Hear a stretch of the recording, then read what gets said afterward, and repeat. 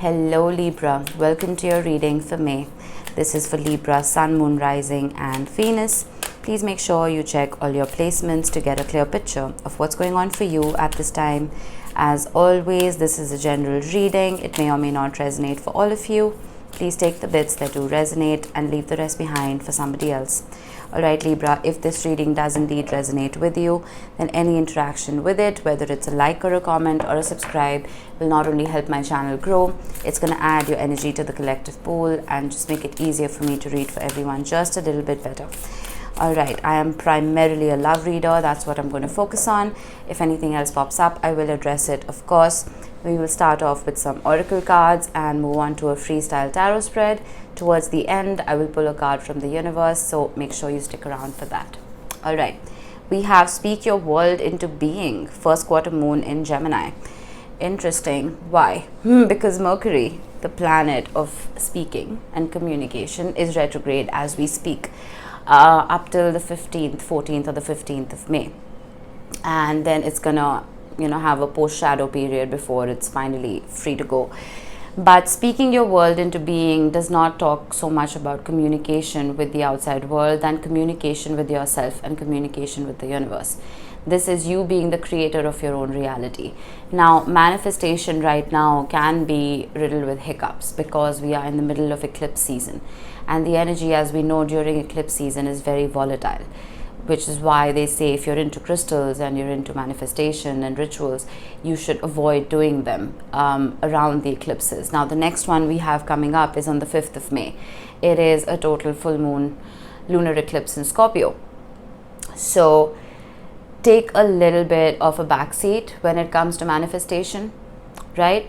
Just try and fill yourself up with love and with light and abundance within self. Do not look for external validation. Do not put your thoughts out into the universe just yet, but be the embodiment of that energy. Does that make sense? Then we have Moth Spirit, surrender now. Exactly. It is a time to surrender. It is because the sky is so busy. In May, I was writing down the transits and I almost got a carpal tunnel writing them on my blackboard. It is a busy sky. So the only thing we can do right now is, I'm not saying let life happen to you and not for you. Just let the energies play out, because our minds are going to function very differently once the month is through. It is one of the most transformational months of the year, which is saying something. So with Moth Spirit, this could also talk about transformation and letting things unfold. Okay. Let's see what we have. We have the Page of Pentacles. I feel like there's a sense of curiosity when it comes to your love life. Almost like creating a brand new checklist as to who it is that you desire, what kind of personality traits you desire, what physical attributes you desire.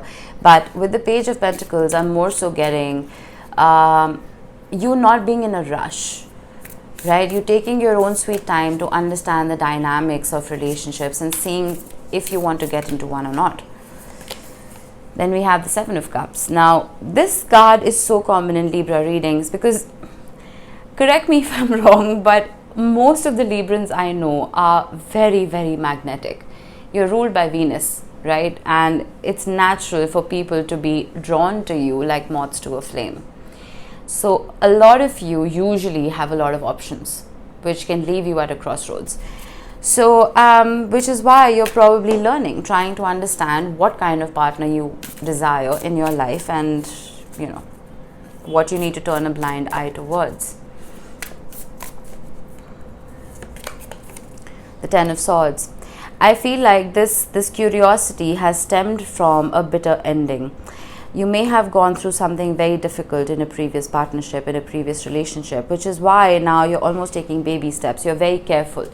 You are looking at all the fish in the sea. You're not trying to fish for just one. Does that make sense? Because the Ten of Swords is karmic lessons. It could be betrayal for some, but for most it is a very painful lesson that was sent your way to teach you something. A part of you is just surrendering that, come what may, I'm just going to see what comes towards me and then separate the wheat from the chaff. Then we have the Four of Swords. Exactly. The Four of Swords is well, preceded by the Three of Swords, which is the most painful card in the tarot. That is a broken heart.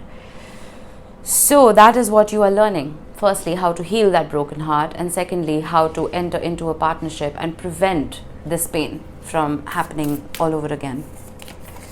The Ace of Cups, how beautiful. I feel like, now this may not be for all of you, but some of you may make a decision this month, or at least be on the path to making one. The Seven of Cups is a lot of Aces of Cups. It is a lot of options, right? The Ace of Cups is just one. Now, this could be an offer that comes towards you, or it is an offer that you decide to make because you're finally sure of somebody. We will clarify. We will see. That wanted to pop up, but it's two, so I'm going to put them back. We need one card, please. The Nine of Cups. How beautiful. This is a wish fulfilled. The Ace and the Nine add up to a 10, right? So I feel like because you've been focusing on your wishes and your happiness, the Ace, the last cup, is offered as a reward by the universe. That this is a job well done, you've been focusing on you, you've been looking after yourself. Now, let me send you a whole and complete, energy to complement yours. And there you are. Justice. This is a Libra card. This is balance. This is karmic lessons that have been learned and a final balancing of the scales.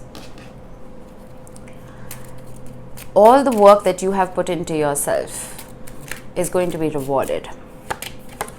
The Eight of Cups. Walking away from whatever this was triggered pain, of course, but it triggered a lot of wisdom that was buried deep inside you. It's possible that before whatever this was happened, if this was a separation for you or whatever, because naturally with the Ten of Swords, I can't ignore it, there was an ending. The walking away, either you walking away or this person walking away, it triggered that wisdom that you carry within yourself, right? Think of ancestral wisdom as a little chip, as a microchip in your DNA. It gets activated when you're in pain.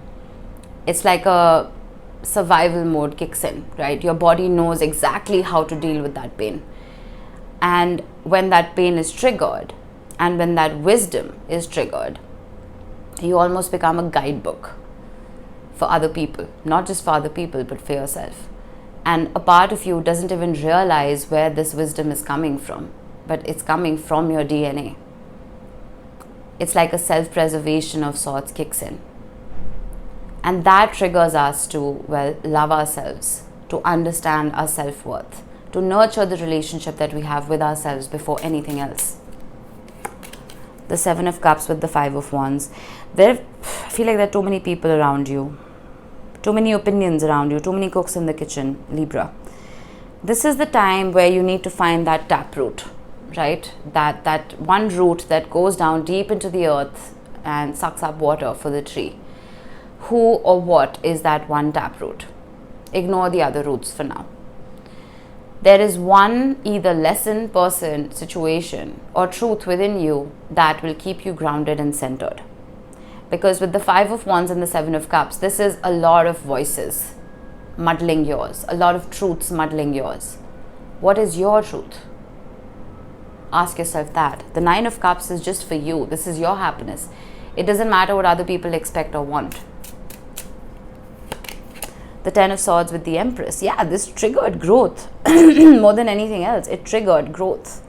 The Empress is a Taurus card, which is again a sign, a sister Venusian sign to you, ruled by Venus. No gender in tarot, but the Ten of Swords is the end that has a new beginning attached to it. If you're familiar with the original Rider-Waite, there's a sun rising in the background on the horizon after a very traumatic experience. So this Empress is you having a glow up, you having this almost having been buffed. How a diamond needs that pressure from the earth, you know, how that piece of coal needs that pressure to turn into a diamond. That's what's happening to you. You're becoming the best version of yourself because you are finally in harmony and in tune with your higher self, because that was triggered because of that pain. That is that karmic lesson. The Moon with the Four of Swords. Some of you could just be dealing plain and simple with a Cancer or a Pisces. Doesn't have to be. But with the Seven of Wands at the bottom, I feel like you were tired of explaining yourself to people. You were tired of, some of you maybe wanting to be in isolation, which is unusual for a Libra. You guys are very social, most of you. You may have wanted to spend more time alone, right? You may be turning down invitations. You may be, again, tired of explaining why you want to be alone. But this kind of deep healing, this kind of surrender requires isolation. And there's a difference in between being lonely and alone, right? You can be alone and be very happy. As a Cancerian, I know I thrive in my own company, because being an empath, I don't absorb any other unnecessary frequencies. You may be utterly sensitive right now, right? You may be finding it difficult to tune into that taproot, which is why there is a sense of isolation. I have a frog in my throat, pardon me. But whatever is being resurfaced here with the Moon, this could have to do with that eclipse that we have coming up in Scorpio. And Scorpio is that underworld energy, right? Getting the shadow up from the depths of your psyche and healing it and releasing it into the sun.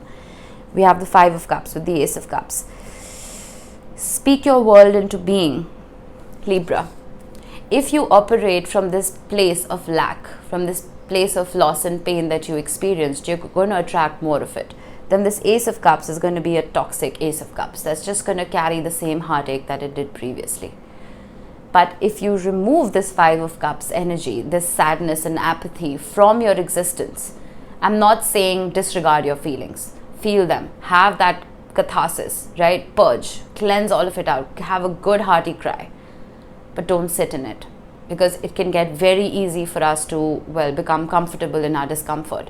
And I was telling a sign before you this, there's a reason poets romanticize pain, right? Not only because it sells, but because it's so personal to people. People get it. Do not fall into that trap. Pain is not beautiful. Pain is cathartic. It is healing, but it needs to be left behind once that healing journey is complete. Leave it behind, because you are speaking your world into being, whether you realize it or you don't. Like I said, this is not a time for manifestation, but it is a time for you to be kinder to yourself, to be an embodiment of love and not pain and heartache. We have the Lovers at the bottom. You can't make this up. I didn't even see this with the Death card. This is Pluto energy. And the Hermit, Virgo energy. What you thought your definition of love is going to change. And how? It's possible that you were attracting a certain archetype into your life, right? And you felt like that's all there is for you. That this is the only species of fish that you can catch. Once you have this catharsis, you're going to realize that there are so many more different kinds of fish that can actually make you happy. Fish, seahorses. Seahorses mate for life. This is a soulmate energy. But you need to release past pain. Something flipped over. The Six of Wands wanted to show itself. We have the Nine of Cups with the Nine of Wands. Perseverance. Persevere till you succeed is what I'm getting, Libra, because we have the Ace of Pentacles at the bottom. Some of you may feel this reading is bogus and this is a random woman reading pieces of paper, right? I am reading pieces of paper, but what am I doing? I'm trying to guide you and make you understand that you are the creator of your reality. I am trying to empower you to understand that you don't need to let life happen to you. You can control what happens. You can be the master of your own destiny. This Ace of Pentacles is slow. It is a very slow moving energy, but it is an offer from the universe that needs to be tapped into. It is a seed, right? If it lies open in the palm of your hand for 30 years, nothing is going to grow. You need to plant it in soil.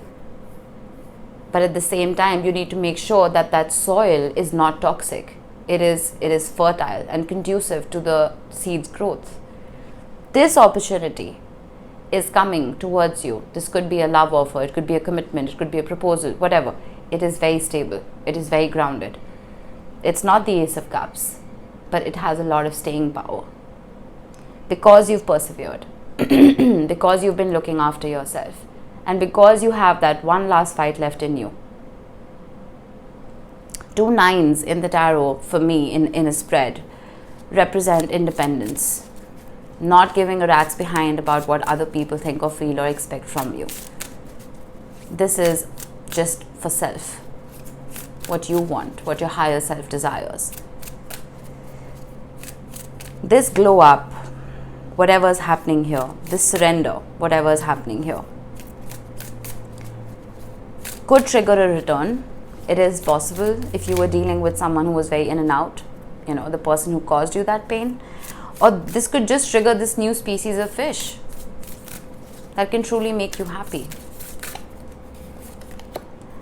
The key to prayer is to forget what I think I need. Interesting, you're getting so many cards of manifestation.